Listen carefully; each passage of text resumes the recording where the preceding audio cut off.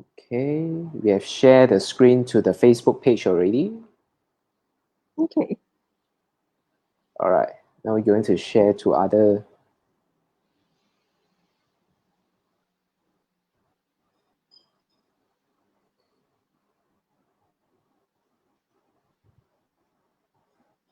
So now we are waiting for audience to come in. Hopefully they have their dinner already. Yeah.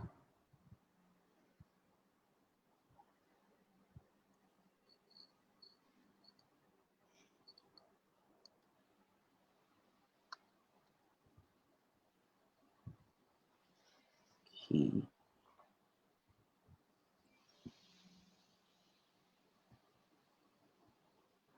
Hello everyone, good evening everyone. Welcome to join us tonight. Today is our second online webinar. So today we are going to share about aphasia assessment, what to expect. So now we are waiting for more audience to join us. So please stay tuned with us. So we are going to start in a few seconds. Hi everyone, good to see you again. Yeah. So before we start the webinar today, I just would like to share with you what is the function of our Facebook page. So now our Facebook page actually not so new already. So we hope that you can share our Facebook page, Aphasia in Malaysia, to your friends and family. Actually, this Facebook page is a platform for all parties that include a person living with aphasia, one, and then the family members, and also the caregivers, healthcare professional, and of course all of you to share about aphasia related information. But we also welcome for discussion about the challenges and then obstacles that you might face throughout the aphasia recovery journey. If let's say, for example, if you are taking care of your loved one living with aphasia, if you face any challenges and obstacles that you don't know how to handle it and don't know how to troubleshoot it, or even if you have some successful stories or successful management tips or some testimonials, we do look forward to hearing from you. All right? Definitely, yes. Please share with us. Love to hear Yes, that. please. Yeah. All right. Okay.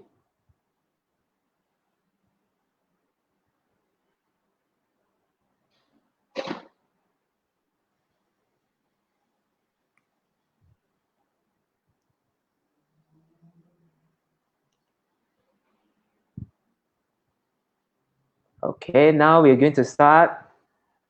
I think we can start now. Okay, awesome. All right. Okay. So welcome all to join us tonight. So this is our second online webinar.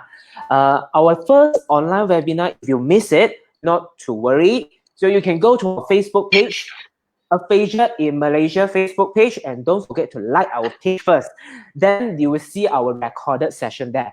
Last webinar, we were talking about what is aphasia. And today we are going to talk about what is aphasia assessment, meaning how speech therapists do an assessment, or we say test if an individual or if a person is having aphasia. So are we using a machine to do it, or are we using certain kind of tools to do it? So how do we do it? So later we'll be sharing with all of you here. And then first of all, I would like to introduce our speaker today. Of course, our speaker today, I would like to thank Zhi Zhi again for being our speaker tonight. And I will be the host again. All right. Then Yes, hopefully I thank you can very much. be the yes. Thank you, Zhi Zhi. Then hopefully I can be the speaker in the future time. Very All soon, right. very soon. Okay. So today, so our sharing session is going to take about 20 to 30 minutes. Then after that will be followed by some Q&A session. If you have any questions about aphasia or anything about aphasia assessment or anything about aphasia, so you can leave your question here. So our speaker will try our best. Okay, we will try our best to answer you. All right. So I think without further ado, so let me pass the stage to our speaker tonight, Zhi Zhi. So the stage is all yours. Okay, yep. Hi everyone. So today we're going to talk about aphasia assessment. Basically, what to expect expect when you go for an assessment session? Because Raymond, we can actually move on to the next slide. Because whenever someone tell me they know someone who has language difficulties and they tell me about the condition and what to do, I'll always tell them to go for an assessment session first. Whenever you go to a speech therapist, the first session is always an assessment because we need to do an assessment to find out, like, first of all, is whether there is a language problem or disorder to begin with. And then also through the assessment, you will know what's the type and severity of the language disorder, and then the strength and weakness of the individual. So it's almost like a test, but not that serious. So it's like a test to find out about the language ability and then what we can do from there. So once you know, like, this person has difficulty in understanding, we might want to focus more on that or want to provide support on that. So that's the reason for an assessment, and that's why assessment is so important, that we all definitely will have to do it. Yeah. Yes. Yeah, and I believe that I think, like you say, someone, or maybe it might be your friend, who tells you that they have certain problem. I believe they don't say they have language problem, right? Yeah, but Yeah. So they might say that, like, my uncle just had a stroke and now he cannot understand or now he cannot say things. mm, But through this sort of general description, it's mm. not enough information, and that's why we need to go for an assessment to find out more about all the different aspects of language ability. Yeah, yeah, I agree with you. So doesn't mean that anyone who cannot talk definitely has aphasia. No, no, no, that is no. So we have to do an assessment first, then only we can confirm, right? Is it? Yes. All right. So shall we go to the Um, next page? yes. All right, good. So a language or facial assessment has to be carried out by a qualified speech language therapist. So it's just something that I would like to highlight. Make sure that you are seeing a professional that's qualified and trained to provide an assessment. Mm. Yep. This is very important. Yes, correct. Yes. So usually, people will come to us speech language therapists after they receive a referral from doctors or other allied health professionals. Because first of all, it's not everyone know about the existence of speech therapy in the first place. Secondly, if you have a medical condition, like if you just had a stroke or you have Parkinson or things like that, and you have language difficulties, when your doctors detect that, they will refer you to see a speech therapist. And sometimes before they refer you, they might do a quick screening test, meaning like a very short test just to see whether you might have language difficulties or not. They might just ask you a few questions, and oh yeah, they feel like you really need attention from a speech therapist, then they would refer you. Sometimes it comes with a referral letter, so the speech therapist will have more information and know, like, how to contact your doctor. So that is when you have a proper referral. But if you move on to the next slide, we can talk about, even though you haven't got a referral, but if you yourself or someone you know actually has speech, language, or communication difficulties, you can also look for a speech therapist and go for an assessment session on your own. Oh, that's a very good. Sometimes I come across the people, who told me that, Raymond, I cannot talk. So do I have some problem? Something like that. So they might think that they have some, is it some tongue tie problem or some Yes, mouth pronunciation issues, issue. pronunciation issues. But I think no harm to see a speech therapist, though, to clarify, see whether you at least you have some direction, some guidance from a professionals. What is the next step you need to go, right? Instead of you bump into nowhere, right? And then you cannot sleep all the time. So yeah. Yeah. So yep. So if you want to look for one, like, there should be one in the major public and private hospital. There are some private centers out there, and you can look for it through the Malaysian Association of Speech and Hearing Directory. Yeah. And then you can book an appointment, because usually it's on appointment basis. It's not like some places do offer walk-in, like, sessions, but not all places do that. Yeah. Okay. Yeah. Okay. So actually, like, the assessment could be done anywhere. So anywhere that you are in, or anywhere with a speech therapist. So if you're in a hospital, it might happen like right beside the hospital bed if the patient is still bedbound. It could be in a therapy room, it could be in a center. If you're like back at home, you can have a speech therapist come to your house to do home visit. They can come to nursing home as well. So basically anywhere. That's good. All right. Yeah.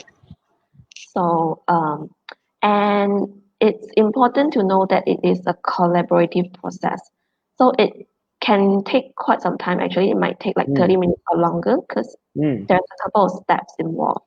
So we will go through the steps one by one. But firstly, it's a very brief like getting to know you session.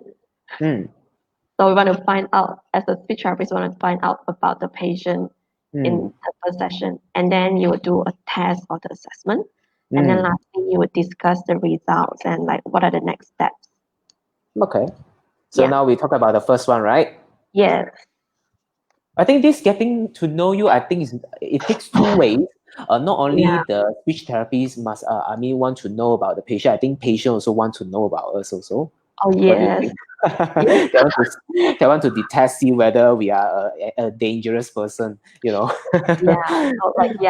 usually a speech therapist will introduce themselves, like, oh, I'm the speech therapist in this hospital, in this facility. I'm here to do an assessment to find out how we can help with your condition. Yeah. And then usually it will start with a case history, meaning that we will find out information about your medical condition, not only current medical condition, like probably you are hospitalized this time due to a stroke, but previously maybe you already have another stroke or you have other medical condition that might affect your language and communication. So they might ask about that. They will want to know your main concern. So like, what do you think your main problem in language and communication is? They would ask about your primary language because us Malaysians we are so multilingual. Yes. It's very mixed. So mixed. So many languages. Yes. So we want to know what languages that you are most comfortable with. You want to focus on in the therapy. What are the activities you do? If you have other issues that might impact your communication, if you already had therapy. So we will ask a lot of questions. Definitely. It's not like we're very sampat, but we needed some of this information to know more about you, to know like what to assess, and also like how we can plan the treatment. Yeah, especially during this pandemic period, right? Because we all have to wear masks, and sometimes if let's say we are working in a hospital setting, then we have to wear the face shield. So some setting we might have to wear the PPE and so on. So the whole body is like an astronaut like that already. So getting to know you. So I think for us, no problem. You see, we see a lot of patients, no problem. But for patients, for them, actually, they are meeting us for the first time. I think they must be very panicked. So I think this step is very super important. I think. Without this step, I think we can't really progress to the next step efficiently, and we can't really get the optimal response from the parent. From the patients, right? So basically, we also need the patient and caregiver to work together with us in a team. Obviously to share information with us and to bring up relevant issues, because the speech therapists don't know everything about you. They might miss out something in the definitely. We are not the god. We are not the god. Sometimes like towards the very end of assessment session, then the patient suddenly bring out something. I'm like, I didn't ask about that. I should know about that. And also like if you have any documents that might be helpful, if you have like medical reports, brain scan, if you have a stroke, and then like previous therapy report, it would save a lot of time so the therapists don't have to, go through a lot of questions. And especially about medical condition, a lot of patients and family also, they don't really know, especially like the stroke. If I ask the patient and family, like, what type of stroke is that? They will only tell you like left and right, or they just tell you. So we would appreciate having more specific information about the area, and that would be very helpful. I think if let's say they have the brain scan report, I think they'll be the best, right? Definitely. So like there's a reason the hospital provide you with these documents, because it is helpful for the health professionals.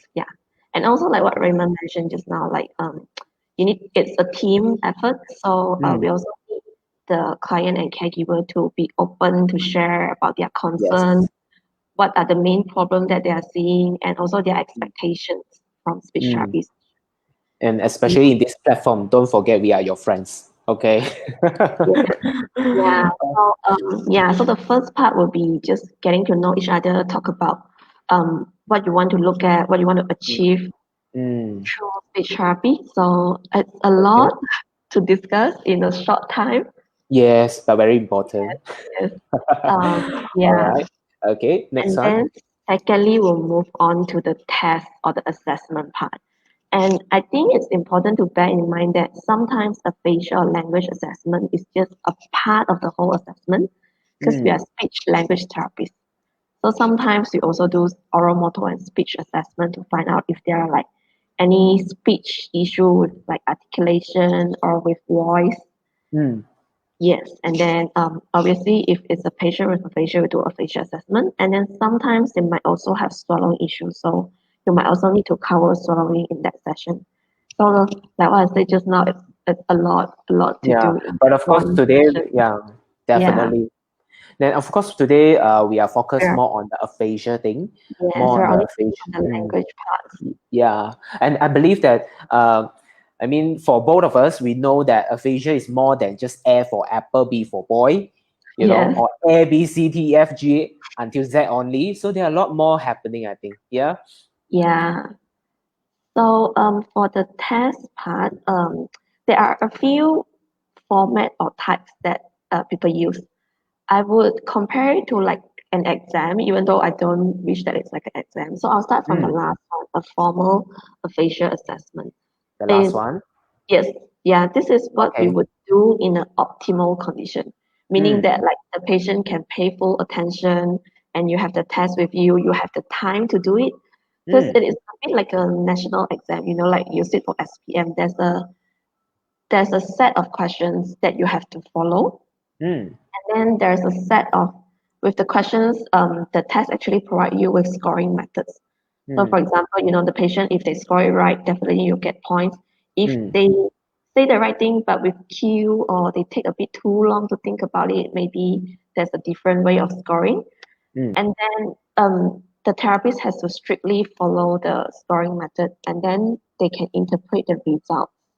So certain tests they'll tell you like, oh, if you get more than 80 points, then meaning that you only have mild aphasia, or like if you get how like there are ways to categorize the results according to the test. So that is, but they're usually quite long. They usually will take more than half an hour and they cover a lot of components. And not every patient can engage with it.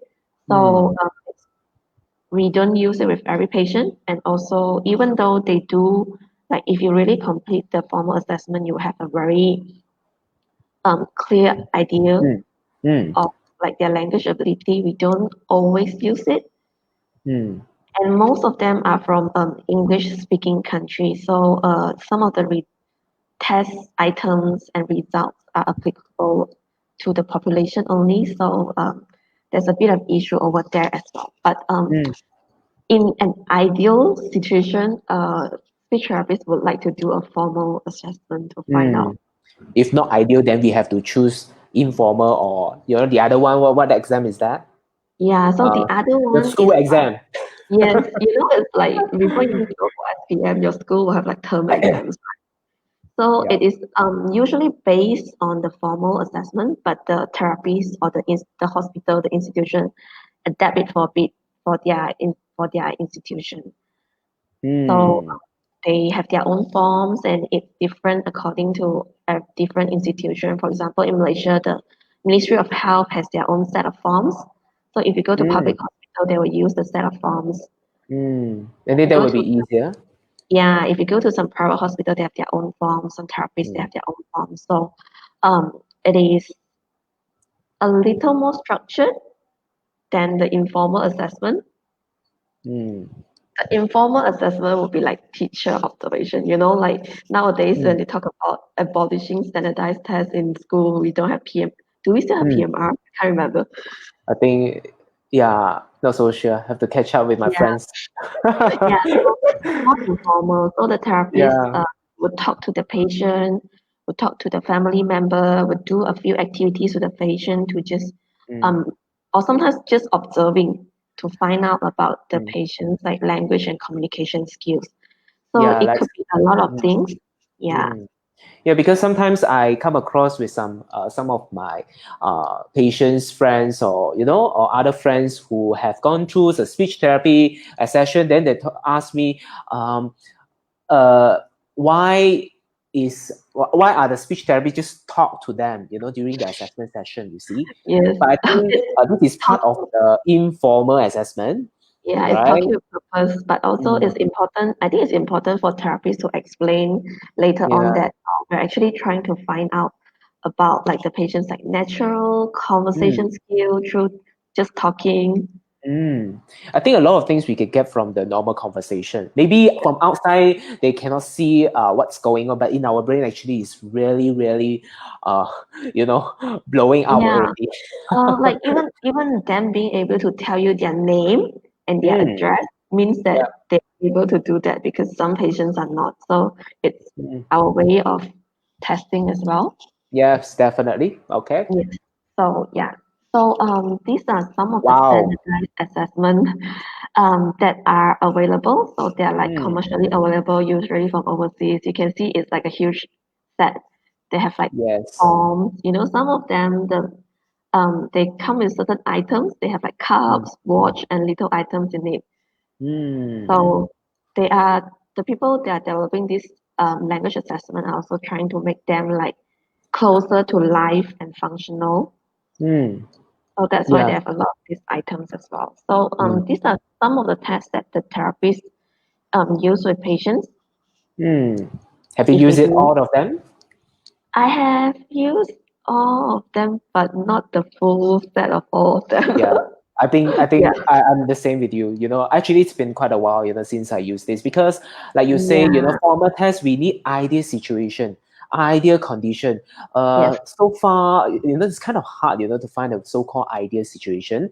So most Uh, of the time, yeah, yeah, therapists uses yes, informal assessment. Even yeah. overseas, Mm, even in other Asian countries like Singapore, Hong Kong, they informal assessment is quite common. mm. But I believe that some of the components inside the formal test we still apply and to make use of the some of the components inside the formal test to test that certain skills that we want to know about the patient, right? Yeah. So Mm, we can look at the next slide. So regardless whether we do like informal or formal mm, assessment, we actually want to look at all these components of yeah, language. So we want to know yeah, if the patient can understand you. So mm, that might involve asking them to like identify pictures, mm, identify objects, yeah, simple things like you put a few items in front of them and you ask them to pick one, take the cup, take the this and that. So understanding, you might ask mm, them like simple instruction, point to your eyes, point to mm, this, simple questions, and then speaking, mm, just yeah, naming things, answering simple questions, or mm, repeating words, and then reading part you give them like from the basic, from like symbols, mm, alphabet to really reading paragraphs, and same with mm, writing. yep, Yep. So that's the components. And nowadays, there are actually a more awareness for us to include psychosocial components in mm, affliction assessment as well. So meaning like if the therapist has time, they might do a mood or depression assessment. So just mm, checking in with the patient because we know that there's a high rate of depression um, for people with aphasia. mm. So I think and this one is very important. Yeah. yeah, and their mood would affect their functioning of daily living. If they don't have Yeah, mood, they don't want to do anything, then it's very then they don't difficult want to for us. talk. Yes, yes. So But doesn't mean so that that mm, reflects the real level of their aphasia. Or let's say for yeah, example, if your friend don't want to talk for one whole day, doesn't mean that your friend has aphasia, right? yeah. Have you actually there's a book from Japan about a dementia Yeah. patient that has depression. Mm. So his condition deteriorated very, very poorly. But after the depression go away, right? then they find out actually he's not that bad. Actually, he can do a lot of things, but because of the depression, he wasn't able to do a lot of things. So I mean, that is one of the examples that like how mood might affect a lot of things. And then people are also starting to look at quality of life. Over here in Malaysia, we usually don't have the time to do that. But I think it's good to be mindful that this is something that we could pay attention to. Yeah. I think sometimes, through the patients and family interaction, the way they interact with each other, and also, their non-verbal body languages, and also, through some interview questions, like, finding out how they react at home, how they behave outside of the clinical setting. I think that could also give us some idea, how the aphasia impacts their life quality. Yes, Right. definitely. Yeah. Yeah. And So, yeah. Okay. so after the assessment, the speech therapist will discuss the results. So they will tell you like, based on my assessment today, I think that this patient has this condition. What is their impression? And then what are the treatment goals that they can target on? I think this is a very pressuring part because after the exam, so they want to know the result already. Yeah, it's So like sometimes, right minutes after the test, and you immediately have to tell sometimes how do we know about this? So sometimes after the test, right? So so now we will tell the patients, okay, right now I want to discuss with you about our assessment results. So patients or the family members, so they will show their body languages, to show that they're really interested. They are the result and all that. Definitely. Yeah. Yeah. So and then it is a discussion. So the therapist will tell you like what are the findings, but the client and caregiver can also add. For example, the family member might say, "Oh, actually, at home he can do this and this, or maybe in another language he can do better." So you can always add information. What about actually? Suddenly, I thought of one question, Gigi. Yes. Sorry, I disrupt you again. No. This one I really want to ask because sometimes some patients they cannot talk at all. I believe that we do come across with this kind of patients. Yeah. They totally like non-verbal. They have very severe aphasia, but somehow they can do gestures and they can draw, or probably they can show you some photos from their phone.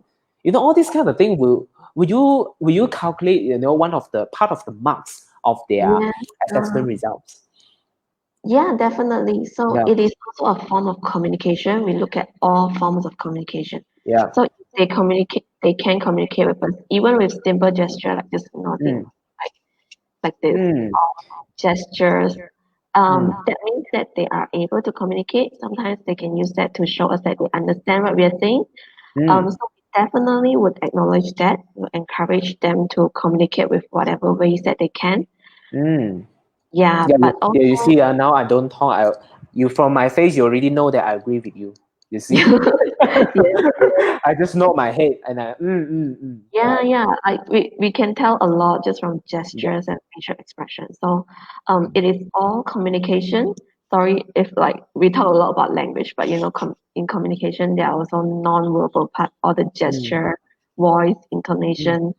As long as you can get your meaning across, people can understand you. I think that's the most important part. Yes. Yeah. All right. Yeah. We were talking about can you go back up there? Wow. No, go to the end. Okay, not yet. All right. Okay, we have Yeah. more stories. Yeah, so usually after like towards the end, right, after we talk about the results, the therapist and the family will talk about treatment goals. If they need to go for speech therapy, then like what are the goals that they want to target on, and then like the therapist might share a bit about like their thoughts on the prognosis or what should they focus on in the treatment or and things like that. So uh these are the things that they discuss, and then of course the client and caregiver can also share their goals and expectations. So probably like what you said just now, if the patient is unable to talk at all. They might only use gesture. But then Yep. sometimes the family and caregiver would always ask you like, so can he speak again? Yeah. Can So you talk yeah, again? yeah. So that is the family's goal and expectation. And then in the Yep. session, the therapist will have to communicate with the family and caregiver about like maybe you need to adjust your expectation, or maybe you need to know that it's a long-term goal. With its condition now, maybe you need a few months or longer to achieve that goal. So that is definitely a discussion that you need to have, and preferably like in an assessment session if possible. Yes. So meaning that so you mean that it's better for family to have a more realistic goals for Actually, it's good yeah. for families to share their goals, Mm. tell the therapist what they want and what they want to focus on. Because I think Mm. in Malaysia sometimes we're a bit shy, and especially with a health professional. If you're seeing a Mm. doctor, you won't tell them like what you want or what you think. Whatever the therapist or doctor say, they just Mm. But Mm. inside their mind, they're like, Yeah. actually, yeah. Yeah. So I think it is good to share about what you want to achieve, Yes. because Please talk to even us openly. yes, the therapist want to help you to achieve what you want to achieve. Yeah. Yeah. But For yeah, example, like definitely. yeah, Mm. for example, if it's like a retired man, and then we find out through the assessment he cannot read or write. Mm. But actually, in his real life, he doesn't read at all. He doesn't write at all. He So doesn't maybe need that skill anymore. Maybe in the if past he used that. that's Yeah. not his priority, if that's not Mm. important to him, even though we find out in the Yep. assessment he has a Yep. lot of issues, maybe we won't focus on that. Mm. But You're if the right. family doesn't tell, and then we find out, oh, this man cannot recognize alphabet at all, then we keep on working on alphabet. Mm. It's also a Yeah. waste of time and effort. And some patients actually I come across, even though they don't need the writing skills anymore, but somehow when they write, so it can help them to start talking. You see, Yeah, because through writing, right? So I think that in that situation, I believe that working on the writing skill can be very helpful for that yeah, patient, particular patients, right? Yeah. yeah, So just there's a lot of possibilities. Mm. yes, but just yeah, be open and be honest about your goals Yes. and I think expectations. more important thing we must discuss. We must sit down and discuss with therapists and doctors and together to find out Like, what is the ideal goal for the patient like right what now. we said just now, yeah, because you will be working as a team to achieve the Yeah. goal. So before you work as Yes. a team, you need to have a shared common goal that you Yeah. work toward. Mm. Yeah, Yeah. so that's why this is Okay. important, and that is the whole assessment process. Phew. Usually, Wow. There's a yes. quite a long session it Yeah, could be. so yes. So after the assessment, as the patient or the caregiver, you should have a bit of understanding on like what's the patient's current level of language and communication. You should have an idea of like what are the treatment plans. Maybe um this person needs regular speech therapy. Maybe the Mm. family member need to adjust the way they communicate. So you Mm. should you should basically know more than when you start in. Make sure that before you step into the session, maybe you just know like your family member suddenly cannot communicate, but after the session you know Mm. what is the level and how can you Yeah. help them. And also probably the talking is not only the way. I mean, for communication, they should uh understand about this. Yes, definitely. Yeah. Yeah. So yeah, I mean before achieving, the verbal production of course other non-verbal things like writing, reading, other gesturings and all yes, that could help picture, to boost. Yeah, that I believe that those skills can also boost their verbal production anyway. So okay, definitely. yeah, can you imagine? I cannot imagine now. So I don't know whether you can imagine if a person keep drilling me to talk. Just talking only. I think it can be very very stressful because the talking part Yes, is already the most challenging part for me, and every day I have to do the most yes. challenging part. You it, know, it can be very draining and tiring. yeah, Patients very can, tiring. Yeah, yeah, especially if it's something that they cannot do yet, and yeah. they can get very frustrated. Yes, exactly. So we have I to, have mm. I've had patients like throwing things and things like that. Oh my God! I hope that you manage to skip it. no, but like, I mean, I understand it can be very, very frustrating. Mm. Yes. All right. Okay. So see you more slides or not? Oh. Okay. Yeah. Oh, One this last, money. Oh, one last slide, is it? yes, one last point. I think a lot of people would be wondering about the cost as well, right? Yes, the money. Yes, Okay. the money. Because a lot of people tell me speech therapy is quite expensive. Uh, Yeah. What but do you it think? depends. I think it depends. So we It still have, depends. All right. it depends. Yes. We still have our wonderful public hospital. It's very Mm, cheap. Yeah, and like it's basically like if you go for public services, so mm, um if you go for outpatient, it's only a ringgit if I'm not mistaken. And then mm, if you're seniors, government servers, you can get it for free. Um, so there is an option for people who might not have the financial mm, ability to go for private, mm, which might cost a lot more. But mm, we wouldn't put down like an exact range because it varies depending on setting and location. If you go to the mm, hospital, it's different according to each hospital. Even in the mm, same hospital, according to the things that you did, it's a bit different. If mm, you ask like therapists to come to your house, then depending on the distance, the cost is also different. mm. Yeah. But of course, another question raised up is that sometimes we come across a patient asking us like why assessment cost more than a treatment. You see, like Mm. they will give you a price. So like assessment one price, and then a price A, treatment price B. So most of the time, assessment price is higher than treatment price. Yes. Yeah. Because as you can see just now, like assessment involves a lot of things, Mm. and Yeah. also it usually takes longer than the treatment session. Mm. Depending on Yeah. setting, like, yeah, sometimes some setting only have half an hour session, but Mm. sometimes 1 hour. Mm. So assessment can be 1 hour or 1.5 hours. Mm. Mm. And there are a lot of things involved, and sometimes the therapist also have to prepare report. Mm. In certain Yeah. setting, the report will cost like if you request for written So report, that will cost a bit more. you mean charge separately? Yes, has separately Mm. incurred. Yeah, I think we Yeah. included that at the point up Mm. there. But yeah, Mm. so that's about the cost. If anyone has questions about that, Yeah. yeah. All right. So I think that's the so end. far that's the end. Thanks, Zizi. I think so far we are performing so well. We are presenting so well. No question at the moment. That's really Okay. good. Yeah. But Oh, actually, I hope more people with my monotonous talking. I think it's fine. It's good. It's really good. I think Thank you. I believe that most of us already understand like how aphasia test is conducted, like Yeah. how overwhelming it could be for patients and also speech therapists to complete that test. Actually, it use up a lot of brain processing. I think we'll make a lot of our brain cells die.